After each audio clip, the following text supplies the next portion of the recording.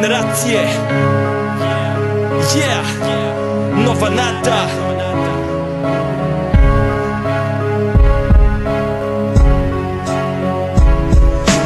Jebeno je vreme, pa puklo je to sve. Na ulicama ima više zla nego pre. Samo debra kudra, seksi nasilje. Pa gde su otišle te generacije? Prolazim kroz ulicu, posmatram to nasilje. Jedino što vidim jeste klince gasere što se kurče i glume kao mangupe. Dok debra ne dobiju prave batine, shvatam sve i prolazne godine shvatit će sve. Kako vreme odmiče, kako život ume da šalje bolje poruke, da se diploma ne dobija uz nasilje, već uz dugo provedene blejačke godine. Brda staža i brda robije, muka mi je više da gledam čitulje kako mlada deca umiru zbog države. Život se na ulici jako brzo gubi, klinci stradaju, nisu ni postali ljudi. Obično najebu na račun drugih zbog neke tuče ili nekih fuksi.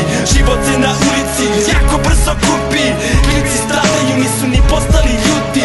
Obično najebu na račun drugih zbog neke tuče ili nekih fuksi. Djeca umiru zbog ove države jer ne znaju da uvedu prave zakone. Kriminalci šetaju i izlaze sa robije sa većom lovom, potplate sudije. To su stvari današnje svakodnevnice. Neke porodice jadne žive od dnevnice, trude se da izvedu naprave puteve, da im deca ne upadnu u neke teške nevolje. A isti klinci danas žive bez volje, bez nade da će ikad biti malo bolje.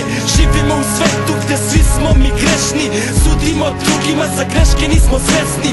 Umoran da gledam sve te ulice krvave, da kažem odakle potiče, ni suvišno je pitanje.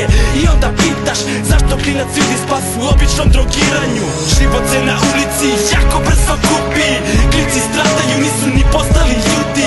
Obično najebu na račun drugih zbog neke tuče ili nekih fuksi. Život se na ulici jako brzo gubi,